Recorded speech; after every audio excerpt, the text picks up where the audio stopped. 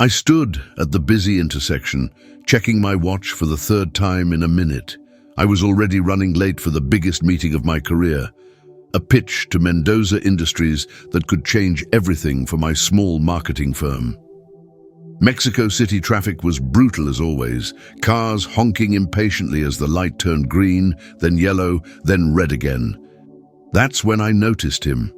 An elderly man with weathered hands clutching a worn cane, trying to cross the 6-lane avenue. People rushed past him, some nearly knocking him over. The pedestrian signal had already started blinking, warning there were only seconds left to cross. I should have kept walking. My meeting was in 15 minutes. But something made me stop. "Necesita ayuda, señor?" I asked, approaching him. Relief washed over his face as he looked up at me. His eyes, cloudy with cataracts but still sharp with intelligence, studied my face. "Gracias, joven," he said, his voice gravelly but strong. "These streets get faster every year, and I get slower." I offered my arm and he gripped it firmly. As we stepped off the curb together, the light turned red.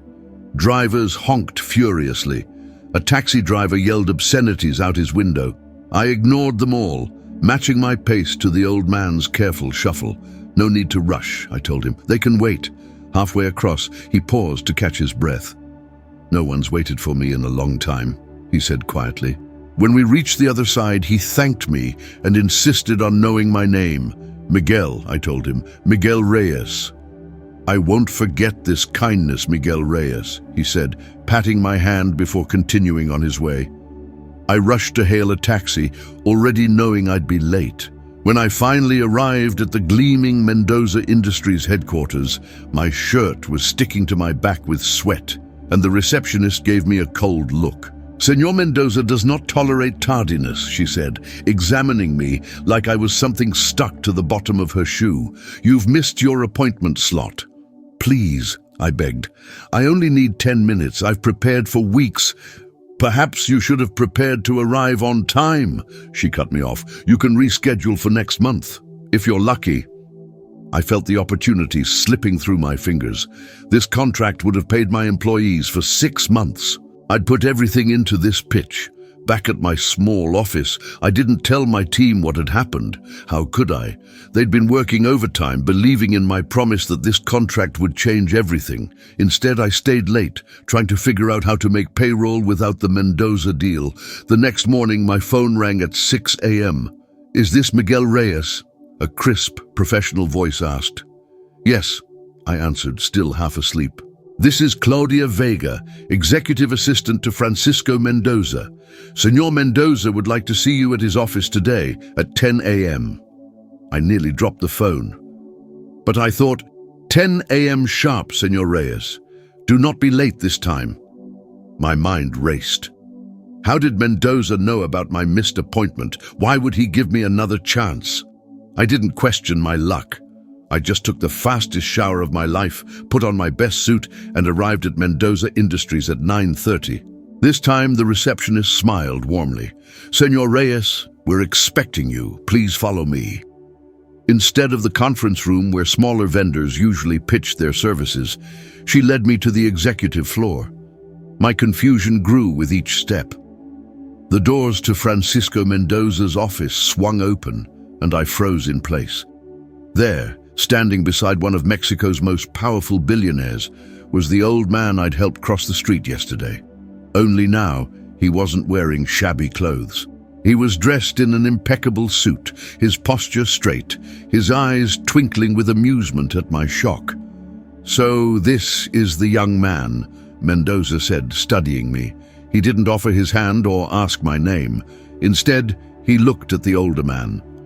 "He's the one?" The old man nodded. "He chose to help when no one else would. He was late for something important, yet he stopped for me." He smiled at me. He said, "They can wait." Mendoza turned back to me. "Do you know who this man is, Señor Reyes?" I shook my head, still trying to process what was happening. "This is Eduardo Alvarez," Mendoza said. "My father-in-law and the founder of Mendoza Industries." My knees nearly buckled. Eduardo Alvarez was a legend in Mexican business, The story went that he'd started with one truck and built an empire, but he'd disappeared from public life years ago after his daughter married Mendoza and he handed over control of the company. "I don't understand," I stammered. Eduardo Alvarez approached me, that same firm grip on my arm. "Every quarter, I test the people who want to do business with this company, not with flashy presentations or clever words, but with something more important. Character," Mendoza finished. "My father-in-law believes a company is only as good as the people behind it." Eduardo nodded. "Yesterday, 27 people passed me on that corner. Some pushed past. Most didn't see me at all. Only you stopped." "I was just doing what anyone would do," I said honestly. "That's where you're wrong, Joven," Eduardo replied. "What should be common has become rare. Kindness has become extraordinary." Mendoza walked to his desk and picked up a folder. "We've looked into your company, Senor Reyes. Small but ethical. Fair pricing. You treat your employees well." He held out the folder. "This is not the contract you came to pitch for yesterday. This is 10 times that amount." My hands trembled as I took it. "Your competitor's proposal was slick, professional, and arrived on time," Mendoza said with a small smile. "But he passed my father-in-law on that corner too. Practically shoved him aside to get to his taxi." Eduardo's eyes crinkled. "He didn't see me, but I saw him." I opened the folder with shaking hands. Inside was a contract for not just the marketing campaign I'd hoped for, but for becoming Mendoza Industries' primary marketing partner for the next 3 years. The figure at the bottom made me dizzy. "This can't be real," I whispered. Eduardo chuckled. "The best things in life often seem that way, Senor Reyes." Mendoza gestured to the contract. "We need people who understand that business is about more than just money and deadlines. It's about people." He paused. "However, I should warn you that working with us won't be easy. We demand excellence." "I wouldn't expect anything less," I said, finding my voice at last.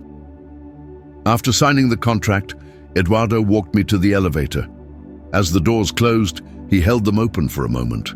"My daughter thinks I'm getting sentimental in my old age," he said with a wink. "Maybe she's right, but I still believe the measure of a person is what they do when they think no one important is watching." The doors closed, and I leaned against the wall, overwhelmed. When I returned to my small office, my team stared at me in confusion. They'd expected me to be gone for maybe an hour for the rescheduled meeting. Instead, I'd been gone half the day and returned looking like I'd seen a ghost. I gathered them in our tiny conference room and told them everything. When I showed them the contract, Lucia, my office manager who had been with me since day one, began to cry. "We're saved," she whispered. "We're more than saved," I told her. "We're set to grow." That night I couldn't sleep. The day's events kept replaying in my mind. What if I'd ignored the old man like everyone else? What if I'd been so focused on being on time that I'd missed the true test? The next morning, I arrived at the office early to find Eduardo Alvarez waiting outside.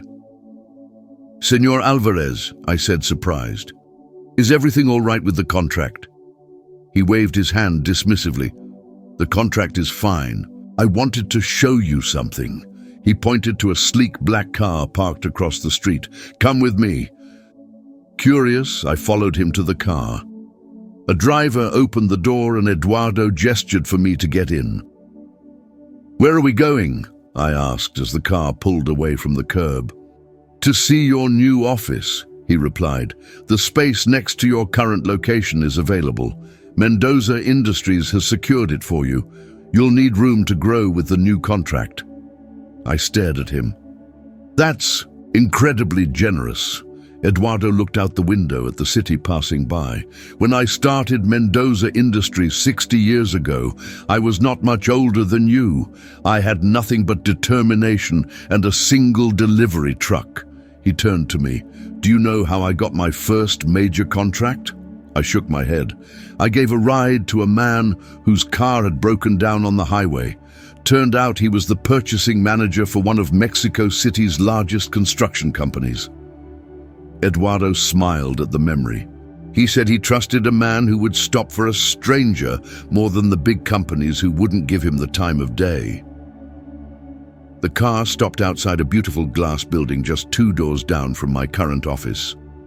"This one act of kindness you showed me," Eduardo continued as we got out, "it tells me everything I need to know about how you'll treat your clients, your employees, and your partners." Inside the building, he showed me around a space 3 times the size of my current office. Modern, bright, with enough room for the additional staff I'd need to hire for the Mendoza contract. "This is too much," I protested. Eduardo's expression grew serious. "Miguel, success in business comes and goes. Markets change, technologies evolve, but character that remains constant." He led me to the large window overlooking the busy street below. "You see all these people rushing by, each focused on their own importance, their own deadlines?" I nodded. "I was that way once," he admitted. "Until a health scare 10 years ago made me realize I'd built an empire, but forgotten why I started it in the first place. To make life better for people." He placed his hand on my shoulder. "Don't make the same mistake. Success means nothing if you lose your humanity in the process." As we prepared to leave, Eduardo handed me a small wooden box. Inside was an old-fashioned pocket watch, beautifully crafted but clearly antique. "This was my father's," he said. "He gave it to me when I started my company. He told me, 'Time is your most valuable asset. Spend it on what truly matters.'" I tried to refuse such a personal gift, but Eduardo insisted. "Yesterday you decided an old man's safety was worth your time, even when being late might cost you everything. That's the kind of wisdom you can't teach." He closed my fingers around the watch. "This is a reminder of that moment, of the choice that changed everything." As we shook hands goodbye, Eduardo said one last thing. "Francisco will be watching your work closely. He's tougher than I am, doesn't share my sentimental streak, but he respects character. Don't let him down." "I won't," I promised. That evening, as I looked out at Mexico City from my soon-to-be former small office, I thought about how different things might have been if I'd just kept walking, focused only on my meeting, my deadlines, my success. I took out Eduardo's pocket watch and opened it. Inside, he had placed a small note: "The most important meetings in your life will rarely be on your calendar." I smiled, knowing that tomorrow I'd arrive early at that same intersection. Not because I might meet another disguised billionaire, but because somewhere in that busy crowd, someone else might need a moment of kindness that I could provide. And that, I now understood, was truly the best investment of my time. 1 month into our contract with Mendoza Industries, everything had changed. We'd moved into the new office space, hired 6 additional team members, and our first campaign for Mendoza was exceeding all performance metrics. I'd even had dinner with Francisco Mendoza and his wife Gabriela, Eduardo's daughter, at their estate in Lomas de Chapultepec. Life was good. Until it wasn't. I arrived at the office on a Monday morning to find Javier Ortiz, Mendoza's CFO, waiting for me. His expression was grim. "There's a problem with your last invoice," he said without preamble. "Discrepancies in the billing, serious ones." My stomach dropped. "That's impossible. I review every invoice personally." Javier handed me a folder. Inside were highlighted line items from our most recent billing, alongside what appeared to be different figures from our original proposal. "These numbers don't match," he said coldly. "It appears your firm has been systematically overbilling Mendoza Industries."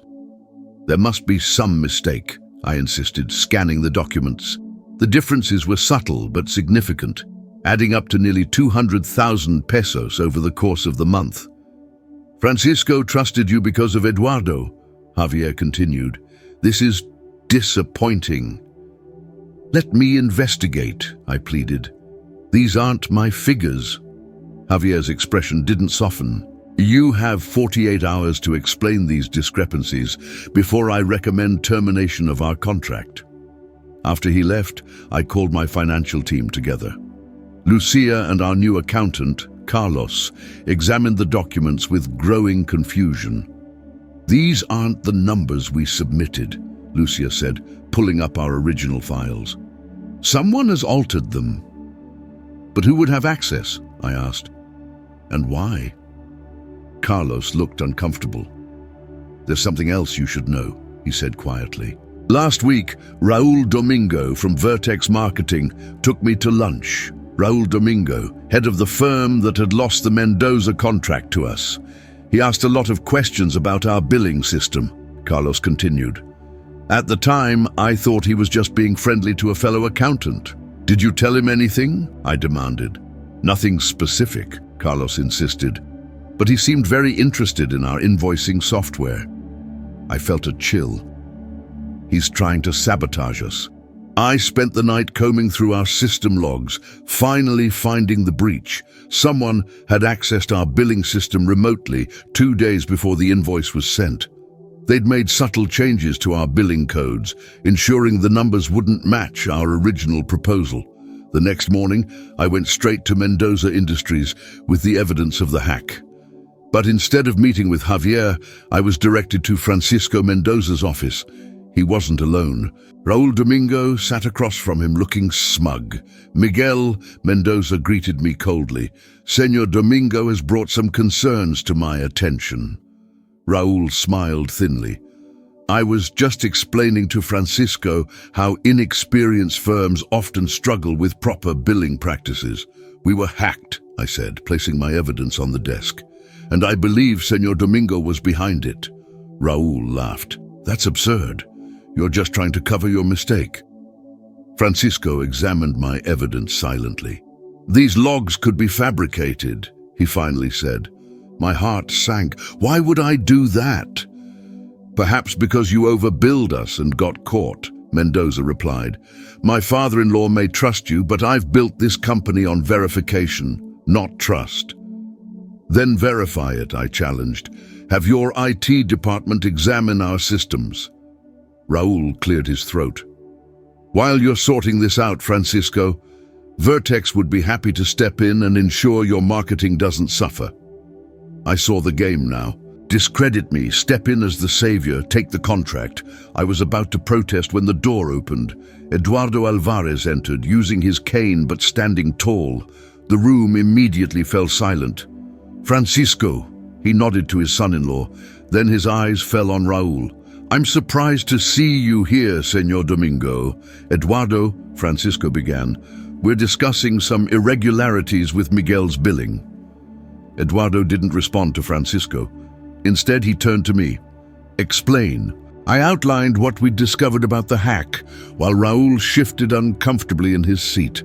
When I finished, Eduardo turned to Raul. You seem nervous, Senor Domingo.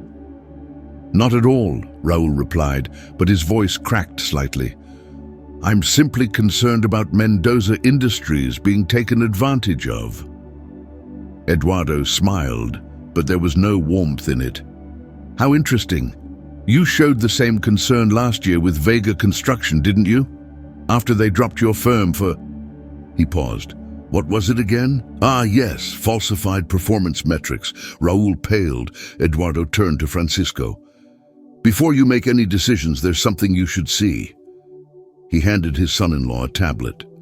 This was captured by our building security system yesterday. Francisco watched the screen, his expression darkening. He turned the tablet so we could all see. There was Raul entering the IT department after hours, being let in by someone I didn't recognize. That's impossible, Raul sputtered. I wasn't anywhere near Mendoza Industries yesterday. The timestamp says otherwise, Eduardo replied calmly, as does the access log that shows your visitor badge being scanned. He turned to Francisco. The employee who let him in has already confessed.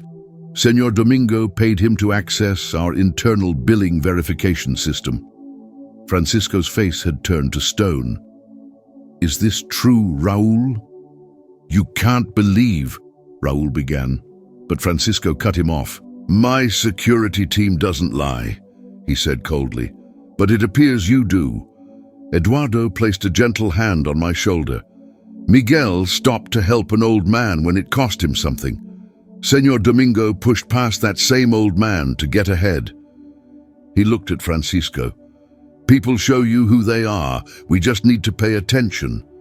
Francisco stood, signaling the meeting was over. "Senor Domingo, our security will escort you out. Expect to hear from our legal team." After Raul was gone, Francisco turned to me. "I owe you an apology, Miguel." I shook my head. "You were protecting your company. I would have done the same." Eduardo smiled approvingly. "See, Francisco? This is why character matters more than credentials." As I turned to leave, Francisco called after me. "Miguel, we're doubling your contract and adding a cybersecurity clause with a substantial bonus." He almost smiled. "Consider it hazard pay for dealing with Raul Domingo." In the hallway, Eduardo walked me to the elevator, his cane tapping softly on the marble floor. "How did you know to check the security footage?" I asked him. Eduardo's eyes twinkled. "I didn't rise from nothing by being unobservant. When I heard about the billing issue, I remembered Raul's reputation, so I had security check the logs." He patted my arm.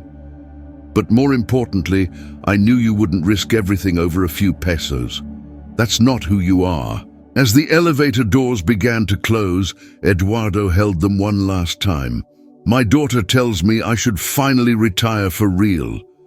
Maybe she's right. This business needs young men like you now, not old men like me." "The business will always need wisdom," I told him sincerely. Eduardo smiled. "Visit me next week. There's something important I want to discuss with you."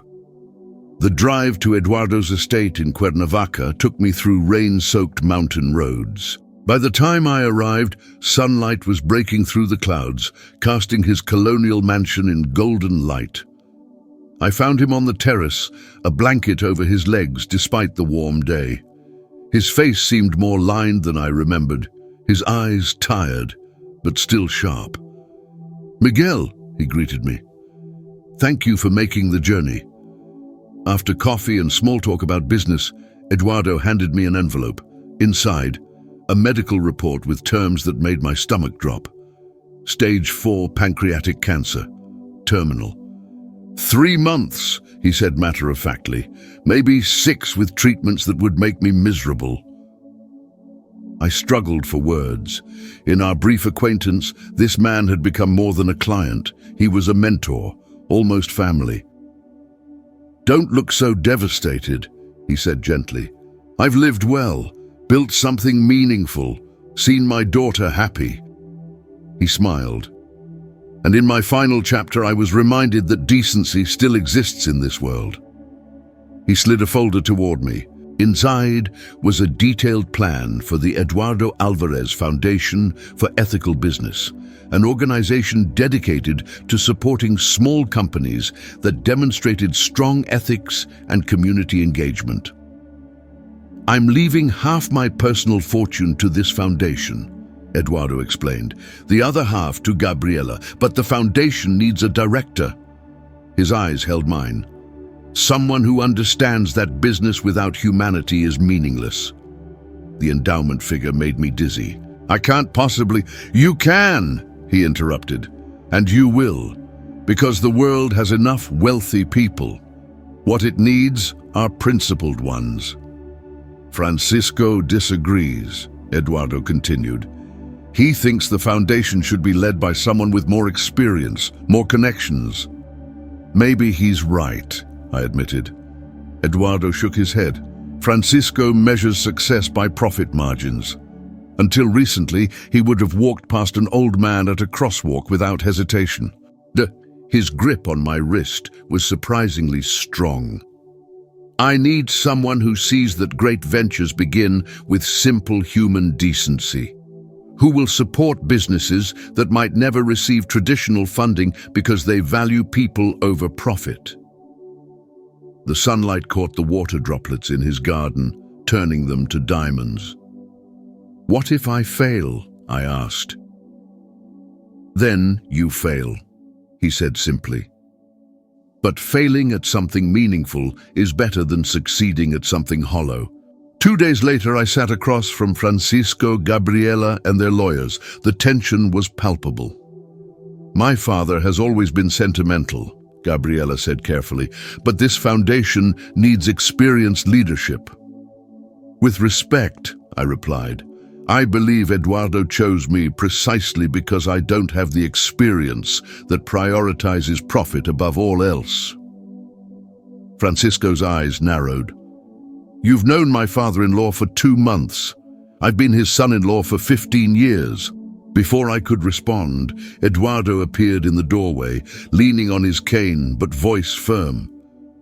"And yet, he saw something in 2 minutes that you missed in 15 years, Francisco."